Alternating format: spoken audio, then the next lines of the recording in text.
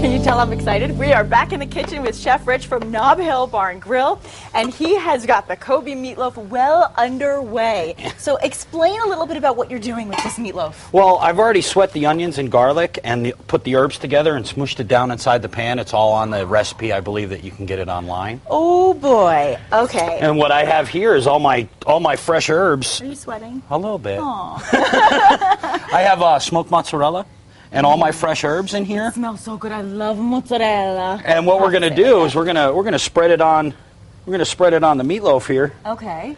Now I see the onions. I can see the onions in the meatloaf. Yeah, there's oregano, basil, garlic, onions, a little bit of eggs, All my favorite ingredients. A little bit of Parmesan cheese because I don't like to use a lot of breadcrumbs in my recipe, so I like the cheese to be the binder. Okay. Okay. So what you want to know? Yes. What you want to know about this? You just leave a little bit of space at the very, very end. Oh, okay. See, now that's an interesting tip. Yeah. That's a very useful tip, actually, because I don't think people will realize that. So remember that. Leave the space at the end. Yeah, that's what'll seal up the meatloaf. Now, what do you have, the wax paper at the bottom? I have parchment, a little bit of parchment under here. Okay. And we're going to start the roll right now. Oh, wow. So you want to, the more perfect you get all these rolls, the better it's going to look when we're done. Okay, okay. So you just take the parchment and just roll it.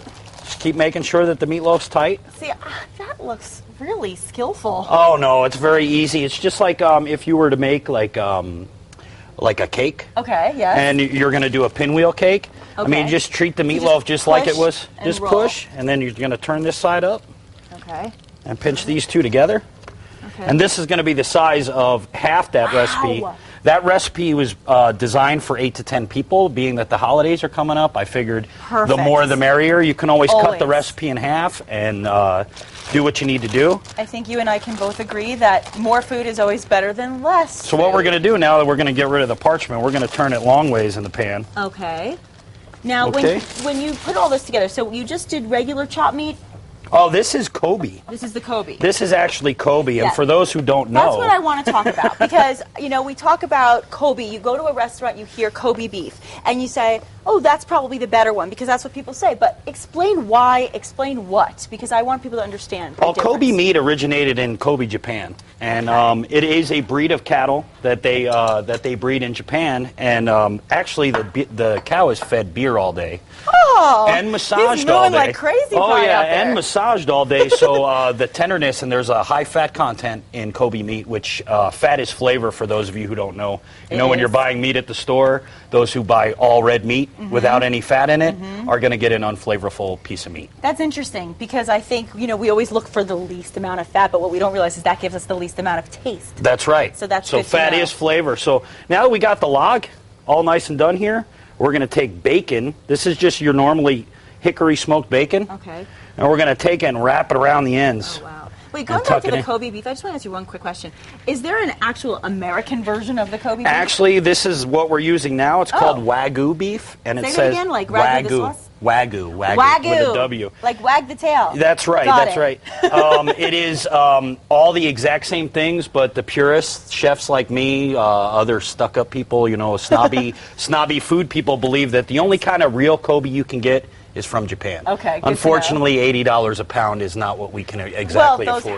Those happy little cows. I mean, they're getting massaged and they're drinking beer. I mean, what can you say? I know, exactly. I mean, you know, you got one masseuse per cow. You know, I mean, that's a lot of money right there. That is. So I'm just wrapping this up and getting it nice and tight, tucking it up underneath so it will hold that nice circle. Oh, wow. Instead of using an actual meatloaf pan where you have walls on it so it doesn't kind of spread out. Okay. The bacon holds everything in, and it keeps all the flavors stuck inside, so the cheese will be nice and melted. Oh my goodness! So now this is just regular bacon, right? This is just regular bacon, and if you can't find Kobe meat or Wagyu beef in the store, you can substitute regular old 80-20 ground beef or whatever you decide you want to use. But this is just the best, and of course, again, we refer to you as the best of, so why not?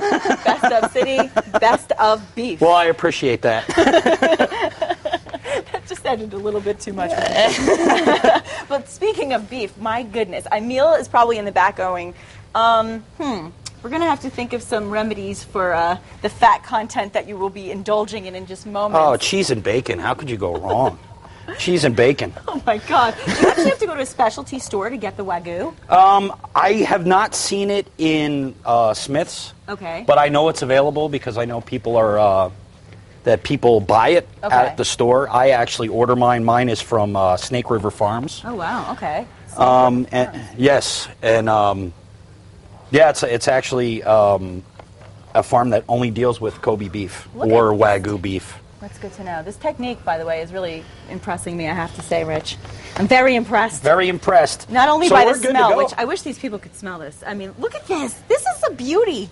This is fabulous. So you use 1, 2, 3, 4, 5, 6, 7, 8, 9, 10, 11, 12. So you use about 15 slices of bacon. And now this is half an order. I wrote the recipe for 10 pounds of beef. Okay. Which will feed 10 to 12 people, 2 nice slices. So okay, good. And the recipe, of course, is on the website. Loaded potatoes I got going on. What is going on I just melting butter and there's bacon in those potatoes and roasted garlic, all that good stuff. It smells so ridiculously good. I don't even know how to put this into words, people.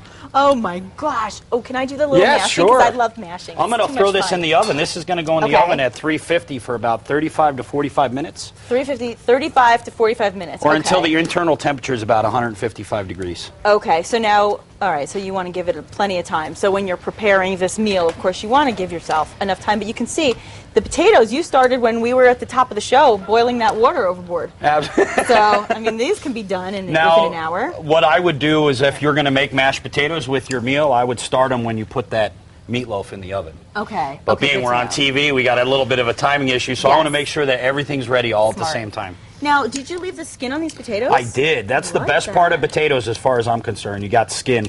In these potatoes, I have a little bit of roasted garlic paste, which I make. That's what I'm smelling. Which I make with whole garlic cloves that I just cover with oil and simmer on the stove for about 20, 30 minutes until they get nice and golden brown. And then they just get mashed up inside of the potatoes.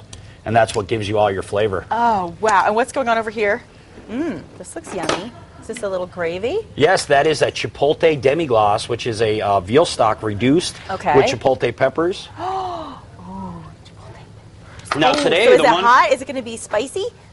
Yeah, just a little bit. It's New Mexican spice. Okay, yeah, New Mexican spice. That's the thing. You know, it's so funny, as you know, when you don't come from New Mexico and then all of a sudden you move here, you become addicted to the spicy food because now I can't imagine not having the green chili. I can't imagine not having things with spice. I need a little kick. Yeah, you need a little zing. But, you know, a little zing. You need a little zing. Ooh, so I have the asparagus in the oven. We were going to do grilled asparagus, but we don't have a grill here, so I'm just doing roasted asparagus. That's simple. So, and when you do the roasted asparagus, what's the special technique? I just put extra virgin olive oil. Okay. Balsamic vinegar. Love balsamic. A little bit of salt and pepper and a little bit of garlic when I roast it, and all the flavors will just meld into that. Oh, it smells so good. It smells so good. As you're talking, I'm sitting here going, it's intoxicating, the smell. And if you've never been there, Nob Hill Bar and Grill is a fabulous place. Of course, you can get this amazing recipe, and you can also just head over to I need a taste test. Oh, okay. Excuse me for 1 second. Just taste my potatoes, making sure I'm going to be a little selfish right now and stop talking. Is it good? Oh, my God. You got to check salt content. Oh, good. It's perfect. It's not too salty, but I love salt, so it's salty enough. Okay, good. Okay, so you want to try this. I know you do. You only have to go to the Nob Hill area. It's between Carlisle and Monte Vista. You know, my pronunciation is always Vista. It's at 3128 Central Avenue, and honestly, this is fabulous. You can call them to make a reservation. Can they make reservations? Absolutely. Okay, 266. And you can actually get this dish at Nob Hill Bar and Grill. And tell them again what it's called. It's called This Ain't Your Mama's Meatloaf.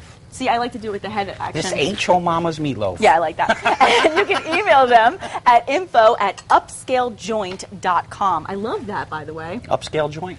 It is an upscale joint. Yeah, we try to do a little like very easily approachable food, but more upscale. So we do a meatloaf. You know, it's a very, very home cooking, very comfort food, but we put a twist on it, so you notice the twist. Well, speaking of the twist, I might have to do some twisting after this and burn off some calories. This is going to be very, very rough on the body, but I'm excited. I am really excited. I think everybody is smelling. Are we getting a little, I think we're getting a line over here. I see the line already forming, and I am thrilled. And I think our viewers will be thrilled because they can make this at home. Absolutely. And I think it will be great that they can maybe do this as a fun holiday meal. Oh, absolutely. This is great for, you know, Christmas or, you know, Thanksgiving. Thanksgiving just passed. It's a nice, it's a nice addition. If you don't want to serve ham, if you don't want to serve turkey, you know, you try change it something up. different. And when people think meatloaf, they generally just think, it's just meatloaf. This is not just meatloaf, and you will get to see us trying it in just a moment. We will be right back. Thank you. No, you're welcome. I want more mashed potatoes.